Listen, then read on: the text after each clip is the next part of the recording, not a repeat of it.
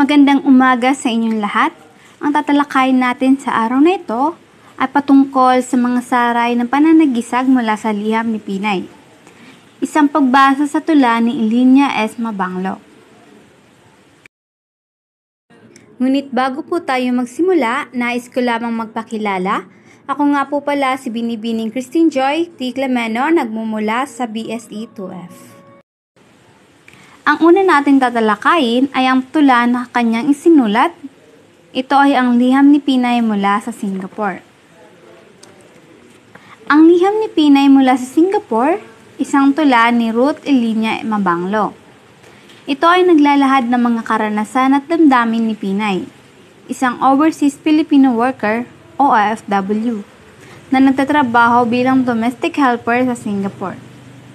Sa kanyang mga sulat, isinalaysay niya ang mga sakripisyo at paghihirap na dinaranas niya upang suportahan ang kanyang pamilya. Kasama sa kanyang mga kwento ang matinding kalungkutan at pangungulila sa mga mahal niya sa buhay. Pati na rin ang mga pang-aabuso at pagdiskriminasyon na nararanasan niya sa ibang bansa.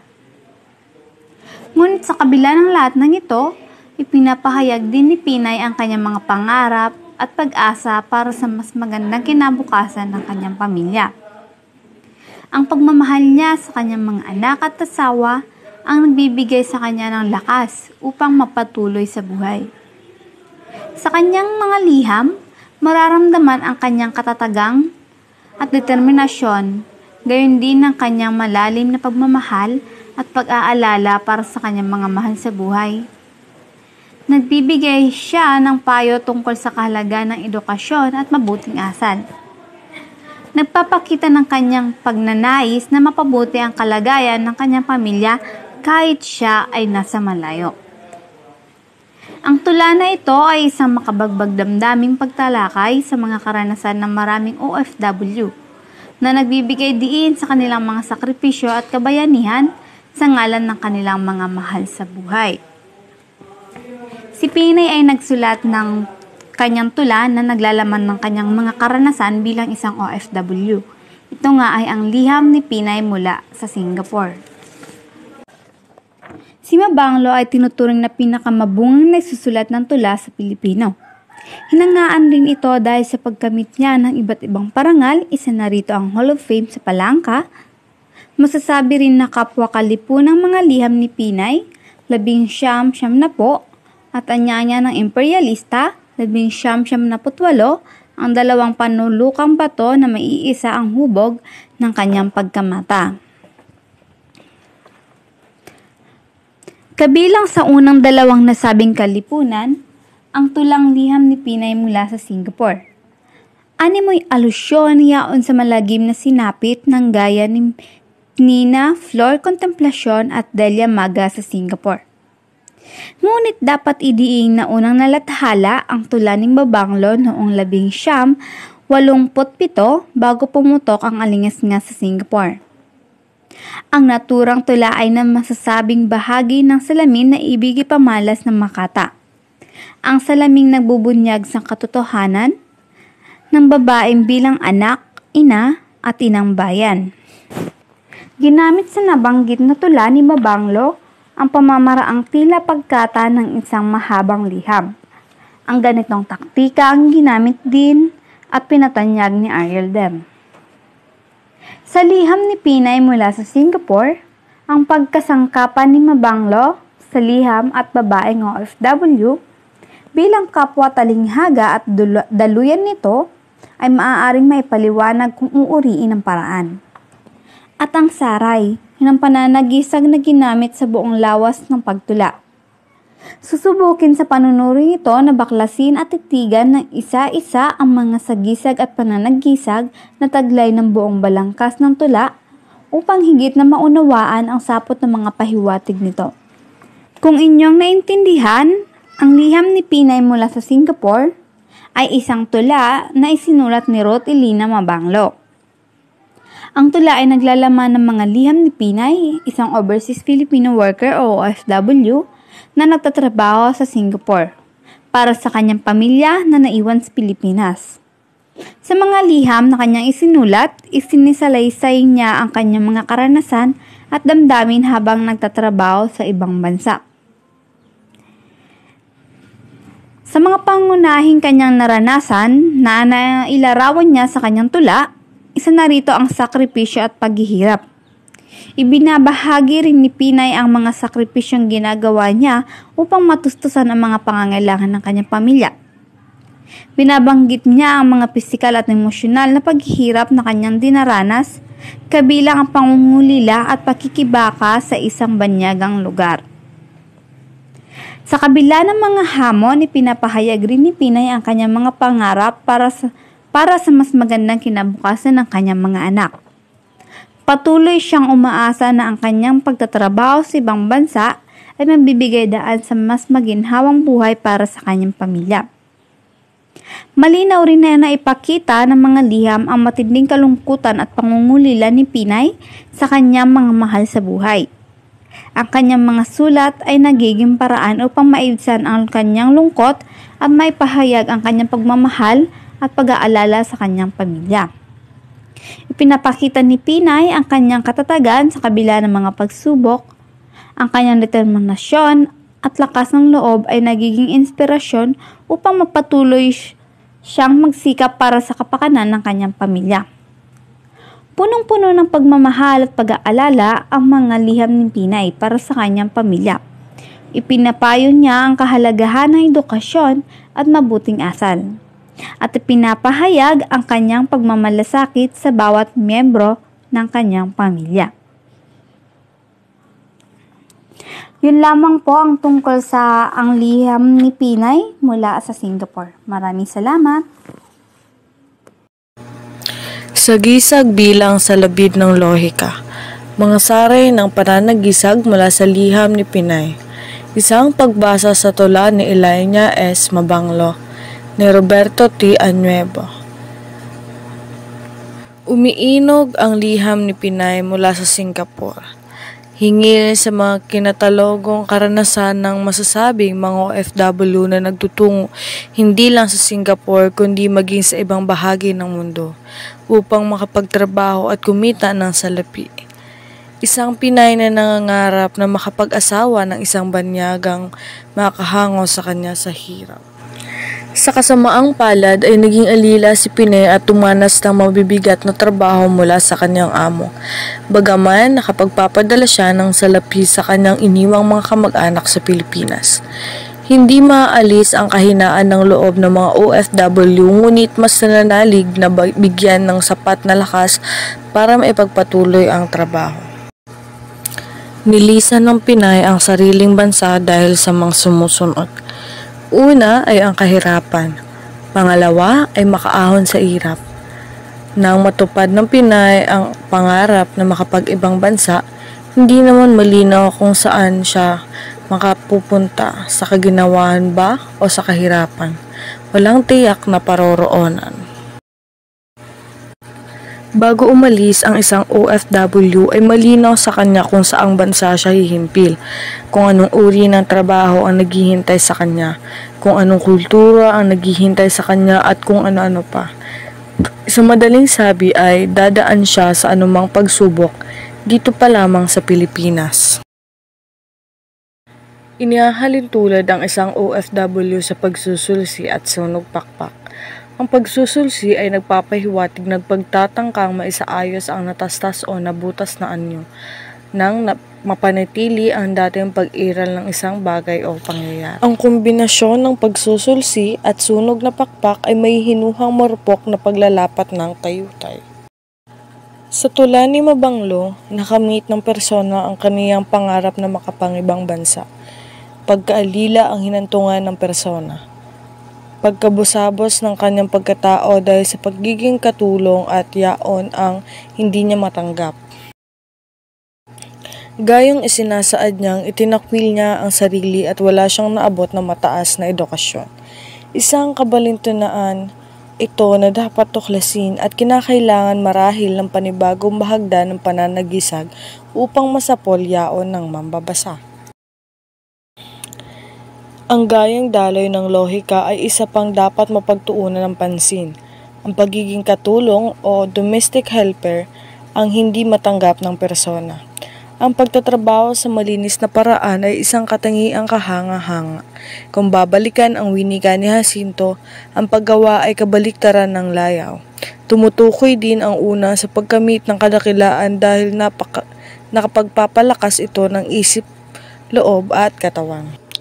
Samantala, ang pahiwatig ng malayaw na pamumuhay ng among Singaporean ang masasabing paglagay sa katayuang baba at di nalalayo sa asal hayop. Gayunman ay higit na dapat pagpakuan o pagtuunan ng pansin kung bakit hindi matanggap ng persona ang nasabing trabaho. Maiisip na hindi dumaan sa isang matinong ahensya ng recruiter ang persona at kaya hindi niya alam kung ano ang trabahong papasukin. Kung kabihasaan mang maituturing ng persona sa paggamit ng malalim na Tagalog ay maihahakang pag-angkin niya ng kapangyarihan na makapagpahayag sa sariling wika. Ang kapangyarihan ding iyon ang magbubukod sa kanya sa wikang ginagamit ng kanyang amo at siyang namamayani sa Singapore. Sa paningin ng taga-Singapore, nakamit ni Pinay ang kapangyarihang makapagpahayag sa sariling wika. Subalit, sa paningin ng mga kamag-anak o kaibigan o bayang Filipino, ang kapangyarihang makapagpahayag ni Pinay ay may tuturing na kapos, paltos o malabo. Hindi sapat ang basta makapagpahayag, kailangan yung malinaw at tiyak at tapat.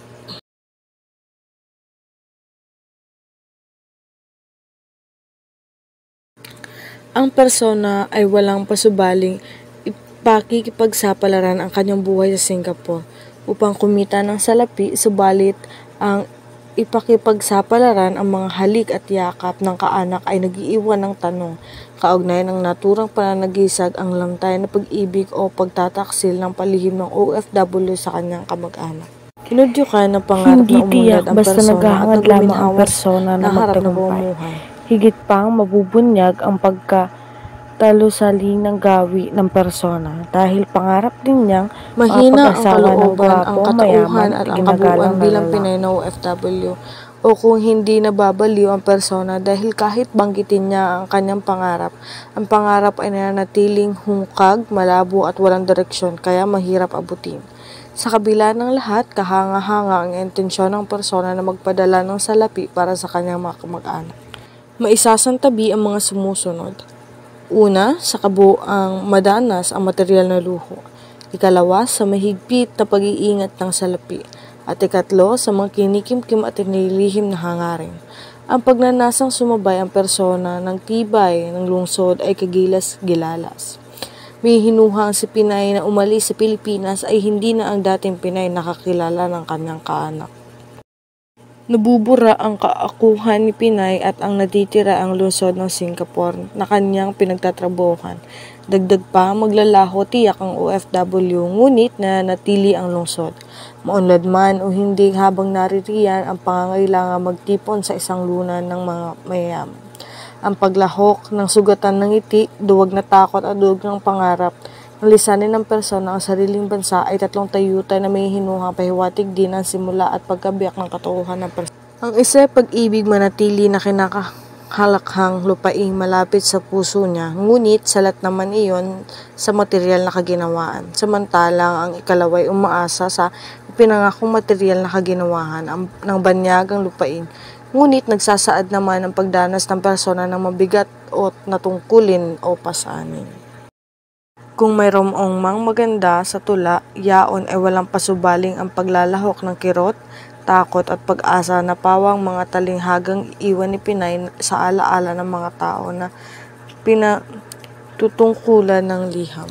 Maraming salamat sa pakikinig muli. Ako nga pala si Lawrence Binacario na nanggaling sa BSE 2H. Pagpalang araw sa inyong lahat. Ako po si Bergado Angelica, nagmula sa Section F at ang aking tatalakayin ngayon ay ang sagi at sagsag sa sagisag na inang bayan. Mapapansing ang persona na kinakatawan ni Pinay ay nagtatakang dalhin ng isang napaka-personal na salaysay tungo sa malawak na lipunan. Ang mismong pangalang Pinay ay masasabing alusyon sa balbal na salitang Filipino o ang babaeng Filipino ang pagkamamamayan o citizenship. Maaring gumanap din ng sari-saring papel si Pinay bilang artista, ina o ina ng bayan at subversibo. Kung isasaalang-alang ang pagsusuri ni Roderick Niro Labrador sa mahabang tulang anyaya ng imperialista ni Mabanglo. Kung gayon nga, kinakailangang sipatin si Pinay bilang sagisag sa higit na mataas na saray ng pagpapahiwatig alinsunod sa ibig ipaabot ng nananagisag at sa maaaring mabatid ng sumasagap ng pananagisag. Si Pinay ay maaaring sumagisag hindi lamang sa isang Filipina, bagkus sa napakaraming babaeng OFW sa iba't ibang panig ng daigdig. Gayunman, masasabi ring si Pinay bilang persona ay hindi kayang sumaklaw at karaniwang limitado ang kintal sa pangkalahatang hulagway ng babaeng OFW. Si Pinay bilang OFW sa mga tula ni Mabanglo ay mahihiwatigang kapilas lamang na mukha ng iba't ibang uri ng katulong o domestic help o ng mga profesional na naghahangad ng dolyar, mansanas, tsokolate, niebe, buhangin, panyagang asawa, immigranteng visa, sex at kung ano-ano pa.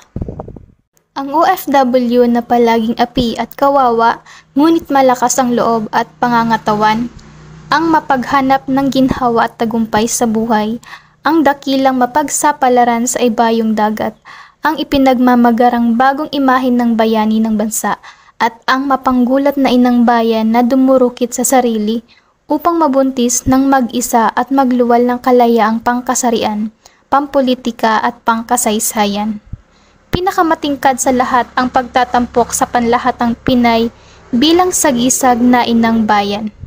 Tatapwat taliwas sa ibig ipabatid ni Mabanglo si Pinay bilang inang bayan sa liham ni Pinay sa Singapore ay isang sagisag na nagtataglay ng katangiang babasagin at umaasa ng kaligtasan sa pamamagitan ng dasal. Taliwas si Pinay sa sinaunang pagtingin hinggil sa alusyong inang bayan na kinasangkapan ng mga makatang Tagalog bago sumiklab ang ikalawang digmaang pandaigdig. Ayon sa tulang kasarinlan ni Filomena T. Alcanar, ang personang Filipinas, bagaman maliit kung ihahambing sa ibang bansa, ay maihahalin tulad sa tubig kong makahirin, pumapatay ng mayamat malakas, may sinusupil. Sa dalawang pangwakas na taludtod ng naturang tula, napakahalaga ang pagpapanumbalik ng isinakatawang kasarinlan at kaya. Ang mamatay ay dakilat kamatayan ay matamis kung bisig kang nagpaguho sa gusali ng limatik. Sa isa pang tula ni Alcanar, ang ina, ang babaeng nagpapakamatay, lumikha ng isang payapang tahanan, ina, ang babae na naghihinayang magtapon ng binhing pakikinabangan. Sa tulang Ang Ina Ko'y Lumuluha ni Julian Cruz Balmaceda ay inilarawan ang talinghaga ng ina bilang Filipinas sa ganitong pamamaraan. Lumuluha ang ina sa Filipinas hindi dahil sa kahirapan, bagkos dahil sa pangaalipin ng dayo. Bukod tangi ang ina ko sa lahat ng mga ina. May sariling kayamanan, may lupait, may pasakal, ay kung bakit habang buhay ay palagi nang kasama. May puhunay nangungutang, may gusali tumitira, sa gusaling hiram lamang nang nanghiram sa kanya. Kung ang tao'y nilikhang para-para, ang ina ko'y nalimutang pamanahan ng ligaya. Batid ng persona kung bakit nalulungkot ang kanyang ina. Mahihiwatigan din sa taludtod na malay ang person ng kanyang inang bayan ay may likas na yaman o dating maginhawa. Dangan lamang at ang nakikinabang ay ang mga mananakop na bansa. Kung babalikan ang tula ni Mabanglo, nalulungkot si Pinay dahil sa pagiging alila sa Singapore, ngunit tinatanggap o tinitiis naman ang pasakit na yaon kapalit ng salapi. Ang naturang gawi ay masasabing kakikitaan ng kasalatan sa katwiran, alinsunod sa pag-ibig, ipakahulugan ng katipunan. Ang paglalarawan ni Balmaceda ay maaring maugat sa inang bayan o haring Katagalugan na konseptong binuo ng gaya nina Bonifacio at Jacinto sa kanilang katipunan. Mahihiwatigang ang tulang binuo ni Balmaceda ay alingaw-ngaw ng ang dapat mabatid ng mga Tagalog ni Bonifacio. Ang pagkakamit ng ginhawa para kay Bonifacio ay nangangailangan ng pagpapanumbalik ng katwiran at liwanag sa tao upang mabatid ang tupak na landas na dapat tahakin. Itinuturo ng katwiran na huwag nating sayangin ang panahon sa pag-asa sa ipinangakong kaginhawahan na hindi darating at hindi mangyayari. Itinuturo ng katwiran na tayo'y umasa sa ating sarili at huwag antayin sa ibang ating kabuhayan. Itinuturo ng katwiran na tayo magkaisang loob, magkaisang isip at akala at nang tayo magkalakas na maihanap ang nagaharing kasamaan sa ating bayan. Iginigiit ni Bonifacio na ang kaginhawaan ay higit sa pagtataglay ng materyal na bagay. Panahon na, anya, na makilala ng mga Tagalog ang pinagbuhatan ng kanilang mga kahirapan. Araw na itong dapat kilalanin na sa bawat isang hakbang natin ay tumutungtong tayo at nabibingit sa malalim na hukay ng kamatayan na sa ating inuumang ng mga kaaway. Sa tula ni Mabanglo, si Pinay bilang inang bayan ay handang magtiis ng mga pasakit na dulot ng makapangyarihang bansa sa Singapore.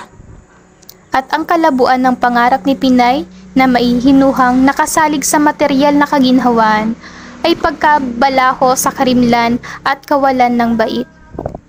Iniaatang niya ang kanyang pagginhawa hindi sa paglutas ng mga tinamong pangaapi sa dayong amo kundi sa pag-asa sa idudulot na lakas ng pinaniniwalaang Diyos na abstrako.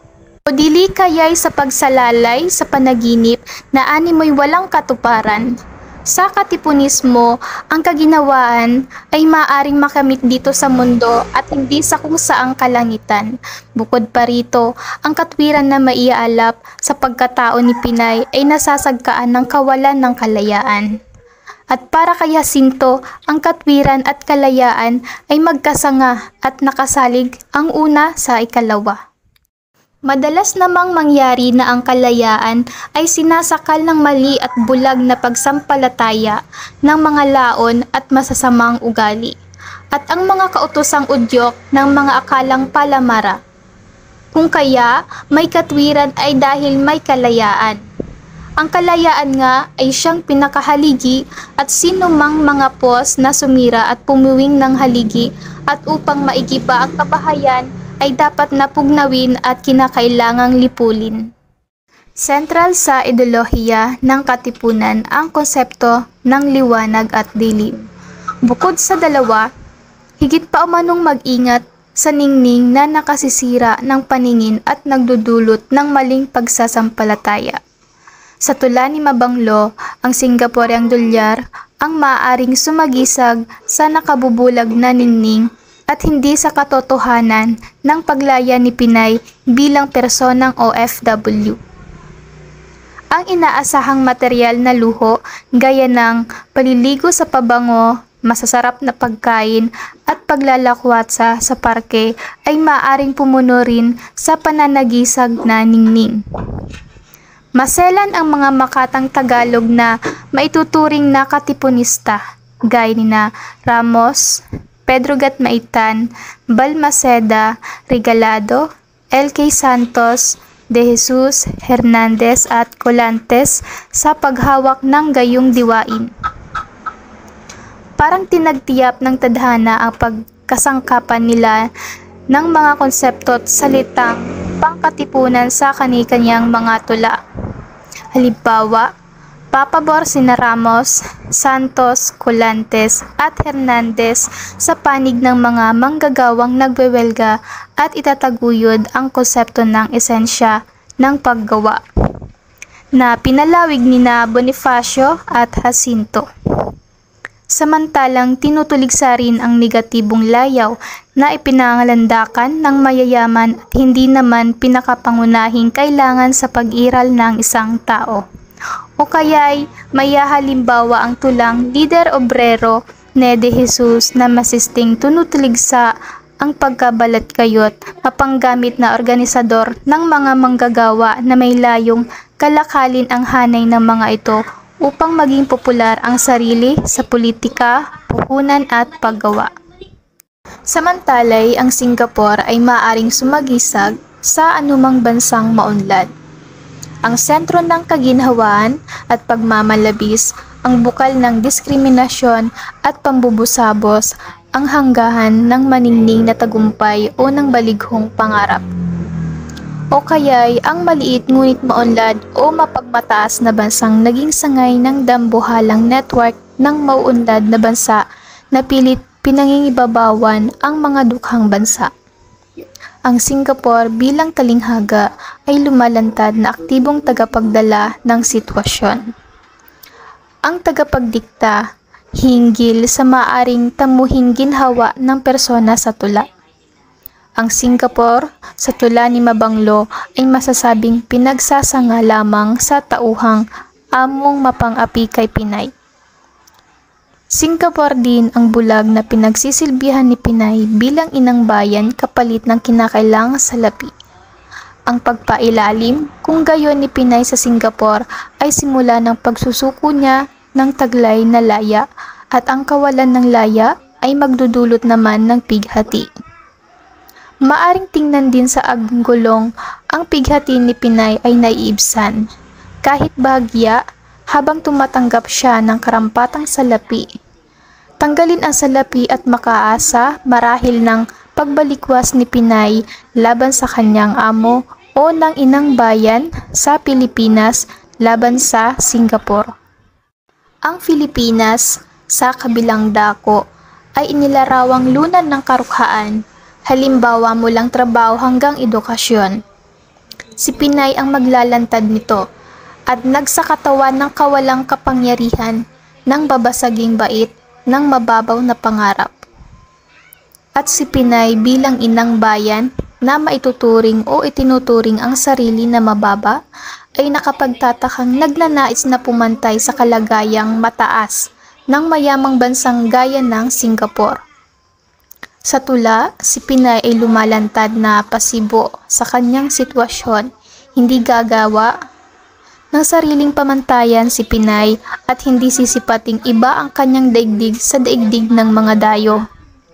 Maihiwatigang ang pamantayan niya sa sarili, sa kaanak at sa Pilipinas ay ang pamantayang panlabas, ang pagtinging materyalistiko at mekanikal na ginigiit ng lumang paniniwala at pinagtitibay ng mga mapanakop na bansa.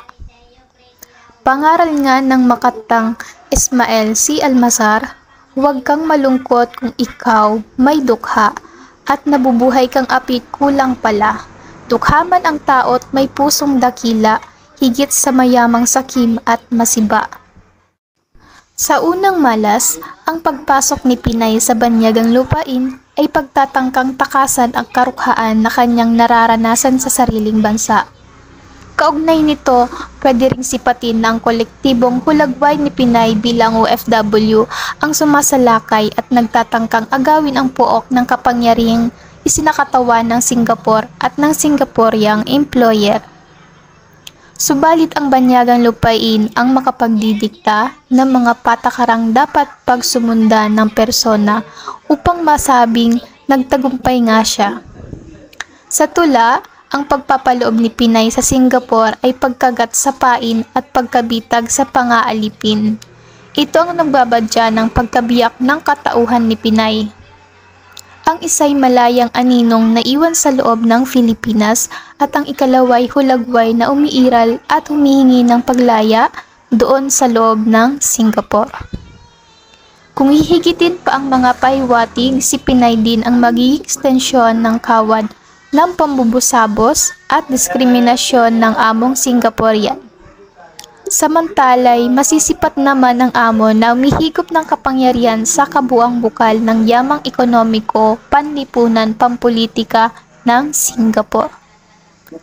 Ang pagpalag ni Pinay sa abang sitwasyon ay lalantad na abstrakto, suntok sa hangin at ipinaloob pa sa mga retorikang tanong upang pangatwiranan ang pag-angal. Tinupad lamang ni Pinay ang pasaring ng sinaunang kawikaan. Nakahiga na sa papag ay lumipat sa lapag. Gayunman, may hiwatigang ang pagkabusabos ni Pinay ay dulot din ng kanyang kamangmangan at pagsandig sa ilalim ng tadhana. Ipinamalas, tula ang pagnanais na makamit ng persona ang isang pangarap. Ang pangarap na malabo, hungkag at walang patutunguhan. Hinihiling niya sa mga kamag-anak na ipagdasal siya upang maipagpatuloy ang gawain. Ang naturang katangian ang karupukan din ni Pinay bilang sagisag. Handang itakwil ni Pinay ang sarili kapalit ng maalwang kabuhayan ng pamilya. Ang kamangmangan din ni Pinay ang maglalantad ng balighong pag-ibig niya sa pamilya na naiwan sa Pilipinas. At sa naturang kalagayan, si Pinay bilang inang bayan ay masisipat na napasasakop sa dayuhang bansa dahil sa mga sumusunod. Una, pagkabulag sa yugtong ni hindi niya batid ang taglay na yaman, talino at lakas na nasa kanyang kaakuhan. Ikalawa, masaklaw na kamangmangan sa bisa ng kolonisasyon at diskriminasyon ng lahi lalo sa ibang lupain. Ikatlo, paghahangad ng mabilisang pagyaman kahit ang kapalit ay pagkawasak ng puri at paglasap ng kaapihan. Ikaapat, ang paglalaho ng sariling pambansang kaluluwa o diwa na pawang sumapi sa katawan ng ibang mapanakop o maunlad na bansa. Ikalima, ang karukaan sa pambansang lunggati bukod pa sa materyal na bagay. Ito ang mga baluktot na katangiang matagal nang ibig ituwid ng katipunan ni Bonifacio at Jacinto. Sa kasamaang palad na pananatili pa rin yaon sa nasabing tula ni Mabanglo. Sa kalit na pakarahas ng gayong pagsipat, marapat pa ring tingnan ni Pinay bilang sinapupunan na nagluluwal ng masa at nagpapalawig at kumakatha ng pakikibakan ng basa kung ilalapat ang kritika ni Labrador.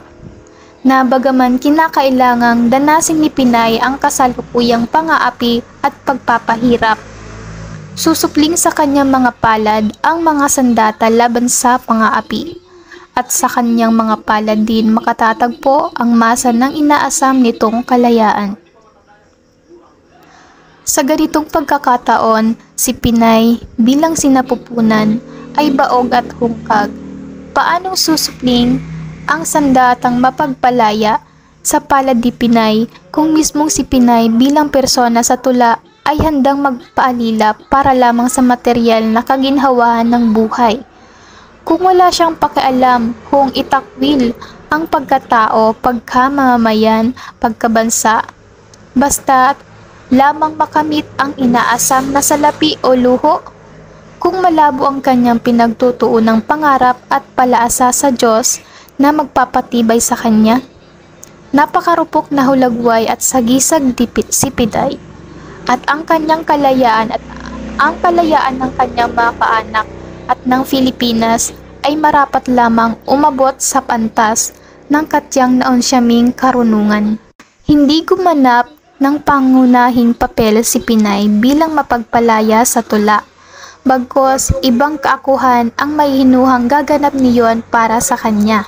Matagal nang inuyam ni Benigno Ramos ang gayong asal na palabalak sa makuha at sa hindi ang mahal mong kasarinlan, hindi iyan ang sa amin ay lubos kailangan. Kami walang dapat gawin kundi pawang balak lamang. Pagkatapos magbalak ng iba naman. Pilipinas, aming bayan, sa balak ka mamamatay. Sa kabila ng lahat, maaaring titigan ang sagisag ni Pinay bilang tagakatawan ng kapangyarihang ibig manaig sa pook mismo ng kolonisasyon. Ang pananatili ng persona sa kanyang employer at sa Singapore ay pagpapalawig sa dati ng paniniwalang mapagtiis, matibay at di madaling igupo ang OFW o ang Filipino, na tinitingnan lamang ni Pinay ang Singapore bilang kasangkapan upang maabot niya ang mithi. Kung susundin ang gayong pangatwiran, higit na lilitaw na materialistiko nga si Pinay o ang Pilipinas. Walang pakundangan ang kanyang pagkasubversibo hanggat kikita ng salapi kahit pamalagay sa panganib ang buhay. Bukod pa, may hiwatigang negatibo ang sipat sa mga halagang Filipino na pagtitiis o pagkamatiisin at pagkamatibay. May hanggahan lahat yaon ayon sa katipunan at dapat nakasalig sa katwiran o dili kaya'y sa tunay at dalisay na pag-ibig. Hindi lamang para sa kadugo o sa bayan, kundi maging sa kaakuhan mismo ni Pinay. Mahalagang balikan ang masusing teorya ng pagsipat na ginawa ng batigang historiador si Jose A. Salazar hinggil sa kabansaan, katipunan, kabayanihan at himagsikan. Maihahanay sa isang panig ang mga konseptong gaya ng nasyon o nasyon sa Ingles, Pilipinas, revolusyon o revolusyon sa Ingles, hero na pawang itinaguyod ng mga ilustrado, Piyol at Pestisong Kastila na siyang mga elite. Sa kabilang dakoy, may paglalangkap naman ang mga konseptong gaya ng inang bayan, haring bayang Katagalugan, himagsikan, katipunan at bayani na pawang itinaguyod ng mga anak pawis na gaya ni Bonifacio at Jacinto. Malaki ang kaibahan ng dalawang pangkat na mga salita kung pagbabatayan ang kasaysayan ani Salazar na marapat lamang isaalang-alang upang mabatid ang kasalukuyang kalagayan ng pagtingin sa kabansaan. Kung ilalapat ang teoryang pangkasaysayan ni Salazar sa tula ni Mabanglo, ay walang pasubaling guguho ang anumang paimbabaw na linyang pampulitikang ibig ipahiwatig ng personang si Pinay.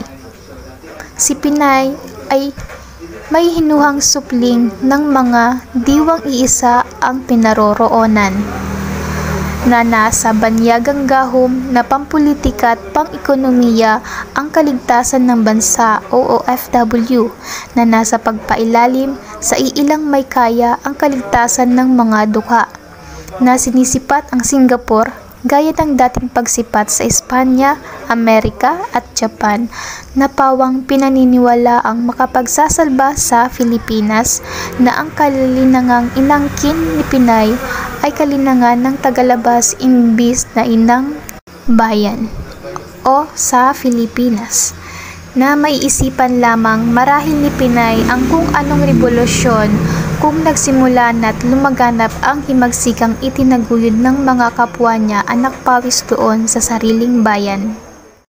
Salungat ang diwaing kabayanihan ni Pinay kung sisipatin sa punto de vista ng mga anak pawis ng katipunan. Taglay ng isang bayani, halimbawa ang malinaw na lunggati para sa kanyang kapwa, bayan at pagkat. Ang kanyang pagkilos ay hindi sumasalungat sa sariling lipunan ni sa kalikasan. Sadyang taglay din niya ang matas na kalooban at laging mauunawaan ang sariling lipunan at ang taal na kultura. Kapiling siya ng iba pang anak pawis na naglalayong itaguyod ang kabansaan. Hindi siya nagpapakitang gilas na kinakaya niya ang hirap ng pagiging alipin sa Singapore. Higit sa lahat, hindi siya papayag na apihin ng banyaga kung hindi karapat-dapat lamang siyang ituring na taong labas. Si Pinay sa makatuwid sa tula ni Mabanglo ay salungat sa itinakdang pamantayan ng katipunan ni Bonifacio at Jacinto. Siya ang hulagway na ibig itampok ng mga banyagang mananakop na laging tinatangkilik ng mga may kayang iilan sa kontemporanyong Pilipinas. Ang masaklap, ang iyaki si Pinay ay lilitaw na hero. Kung ang mabasa ay matigatig ng kanyang pabulalas, madamdaming pangawa para sa sarili, tatapwat paano kung hindi. Pagbati sa lahat, ako si Erica Figura ng BSE2F, ang magiging tagapagtalakay ng liham bilang sagisag na lukot. Liham bilang sagisag na lukot. So, maraming naging silbi ang liham ni Pinay. Ang liham kung ito ay inuukol lamang sa isang tao o kamag-anak ay magbubunyag ng mga personal na pagdidili-dili ng sumusulat. So maglalantad din ito ng kanyang masayang karanasan o kung hindi man ng ilang mapapait na karanasang kanyang sinapit sa ibang pook na himpilan. Bukod pa rito, mababanggit na habang naglalantad ng katotohanan ang isang sulat ay nagiiwan din ito ng maluwang na puwang na mararapat punuan ng sino mang babasa na matalik sa lumiham. Ang naturang puwang ay madaling maiintindihan marahil ng sino mang malapit sa puso ng lumiham kung ang mga ginamit na pananagisag ay kapwa matalik sa nagtatalastasan. O kaya higit na magpapalabo ng kanilang pagkakakilala sa kaibigan o kaanak na sumulat kung ang paraan ng pagliham ay taliwas sa mga bagay na nakasanayan nila hinggil sa pagkakabatid at pagpapabatid. Makapagpapalabo rin sa liham kung ang pagbabatayan ang kasalukuyang nadarama o iniisip ng bumabasa. Ang antas ng kanyang kaalaman hinggil sa mga nakaraang pagbabasa ng sulat at ang tumpak na paghagip sa mga sagisag na ipaabot ng lumiham. Kaya ang bukas na liham ay hindi kailanman magiging aninag o transparent, lantad hanggat ang paraan ng pananagisag ay malabo, maligoy, walang tiyak na direksyon at peke ang dating sa kalooban ng bumabasa. Ang liham ni Pinay mula sa Singapore ay naglulugar sa mambabasa doon sa isang madilim na sulok upang mabulabog ang kanyang pandama. Ang liham ay mas sipat na malabo, palsipikado at napakalawak kung itatampok sa personal na antas ng mga kaanak ni Pinay. So halimbawa, pinakakaraniwan na sa mga Filipino ang pangungumusta ng lumiliham, ngunit ni hindi man lamang ito binanggit sa tula. Ni hindi rin binanggit ang unang impresyon ni Pinay sa Singapore nang lumapag. Halimbawa, ang eroplano sa paliparan o kung ano ang kanyang kinain, suot na damit at tiyak na tirahan sa kasalukuyan. Higit na nakasentro ang sulat hinggil sa malulupit na dinanas ng persona mula sa isang dukhang nayon sa Pilipinas hanggang sa maringal na lungsod ng Singapore, na bagaman posibleng totoo ay lilitaw pa ring melodramatiko kung isa sa alang-alang ang kabuang talakay sa tula. So pansinin, kung totoong labag sa loob ni Pinay ang maging katulong sa Singapore, bakit naman siya pumayag at nagtungo pa roon? Di sinsana'y pumasok na lamang siyang entertainer sa Japan at nang maaliw pa siya kahit paano. Kabaliwan ang gawin ni Pinay, lalo na sa pagkakataong ngumangawa pa siya at kinakaawaan ang sarili upang kaawaan lalo na ng kanyang mga kamag-anak sa Pilipinas. Huwag sabihing wala siyang mapagpipilian, mayroon. Dangan lamang at hindi niya alam kung ano ang dapat gawin sa buhay o sadyang malayo sa realidad ang kanyang isip at pandama. Sa kabilang panig, masisipat din ang liham na makitid at salat sa panlahatang detalye kung ibabatay naman sa panlipunang antas na ginagalawan ni Pinay bilang inang bayan o bilang OFW o bilang karaniwang mamamayan. Ang tula ni Mabanglo ay lilitaw na nagtatangkang paghaluin ang mga aspektong panlahat at pangisahan. Nagbunga yaon ng kahinaan sa tula at sa dalawang aspektong binanggit, nabubunyag ang sapilitang paglalatag ng mga sagisag upang kagyat na malagom ang samut-saring karanasan. So halimbawa, binanggit ni Pinay ang pangarap, ngunit hindi naman isinaad ang pinagmulang propesyon niya o ang pangarap bilang profesional na manggagawa, katapat ng pangarap na material na luho. Maihahaka na sadyang may panlahatang lunggati ang mga OFW, gaya ng makapagtrabaho at kumita ng malaki-laking salapi kung ihahambing sa batayang pasahod sa Pilipinas at nang sa gayon ay mairaos sa hirap ang pamilya. Subalit, alinsunod din yaon sa abot ng kanilang panlahatang kasanayan, kaalaman at karanasan bilang katulong, inhinyero, siyentista o sex worker. Ang mapanlagom na katauhang Pinay, kung gayon ang isang balakid na nabigong igpawa sa tula. Sa isang pagsipat, ang liham ni Pinay kung susuriin bilang bukas na liham ay agad ding mapupunit. Kung ang ibig ng persona ay ihayag sa kanyang kaanak o bayan ang malupit niyang karanasang sinapit sa Singapore. Hindi na siya magpapaligoy-ligoy pa, bagkos isasaad niya ang mga detalye mula ahensyang kanyang pinag-applyan hanggang imigrasyon ng Singapore at sanghay ng kagawaran ng ugnayang panlabas ng Pilipinas.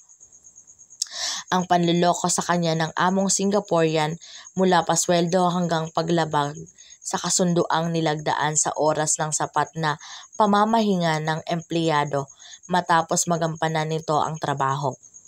Ang mga nakasama sa bahay ni Pinay na ipagpapalagay ng iba pang Pilipino na naroon na tinutukoy sa nagusali. Ang pagtatago sa pasaporte ni Pinay ng kanyang amo, halimbawa at iba pa. Ang liham ni Pinay ay lilitaw na hinalaw ng Makata sa kanyang pagtula at kapos sa pagsaad ng mga impormasyong kinakailangan sa matagumpay na pagpapalitaw ng damdamin at iniisip ng mambabasa. Higit sa lahat, kulang sa sining ang pagkatha ng liham at hindi nalalayo sa ipinadadalang liham sa editor doon sa mga pahayagan o tabloid. Liham ang magbubunyag kay Pinay hinggil sa kanyang pagkatao o sa anumang kanyang kinasapitan. Ito ang lunan na papalooban ng persona upang ang pabatid at si Pinay ay maging isa. Ang kapwa talinghaga bagaman ay may posibilidad na pagsasalikop ay kinakailangan ding maghayag ng ilang katangian na bagay at matatagpuan lamang sa bawat isa. Ang liham na naging Pinay ay malabo ang anyo mulang pahiwatig na pagkakasulat at si Pinay na pumasok sa liham ay kinapos sa kaakuhan upang mailantad ang tunay niyang pagkatao at lunggati. Maidaragdag na ang personang bihag ng mapapait na tadhana sa Singapore ay pansamantalang nakalaya sa pamamagitan ng pagpapadala ng liham. Ang liham kumbaga ang nalalabing instrumento ng kapangyarihan ni Pinay at ang inaasahang pagdating ng liham tugon ng mga kaanak mula sa Pilipinas para kay Pinay kung mayroon man at kung maitutupad ang mahihahakang pagtatangkang maibalik sa katauhan ni Pinay ang katuwiran at liwanag. Ang naturang liham tugon ang maaaring pumuno rin sa sagisag na kaginhawaan na mailap sa kalooban ng persona. Dapat idiin ditong walang masama sa pagkasangkapan sa liham bilang paraan ng pananalinghaga sa tula, na sa kamay pa rin ng Makata kung paano niya gagamitin ang gayong medium. Sa panig ni Mabanglo, hindi na nakalabisan marahil kung sabihing pagsisinungaling ang pag-aming nagtugumpay nga siya sa gayong pamamaraan. Walang sariwang panlilinghagang niambag ang liham ni Pinay mula sa Singapore sa kabuuang daloy ng panulaang Pilipino. Ang nasabing tula ay kapwa halimbawa at salamin sa panahon ni Mabanglo kung paano na balaho ng matagal sa isang yugto ang mga linyadong Makatang inunsyami ng dekada 70 ang aktivismo na umalingaw-ngaw hanggang sa feminismo, kabaklaan at iba pang ismo sa Pilipinas nang ipinid ang nakaraang milenyo. Kaya napakahalagang balikan ang sinambit ni Mabanglo sa kanyang panayam sa UP Diliman noong 11 Agosto 1989. May prerogatibo ang bawat Makata sa paghabi ng pamamariralang pagluluwal ng kanyang talinhaga. Gayunmay marapat na natatanto niya ang lahat ng implikasyong kaakibat ng pamimili niya ng salita.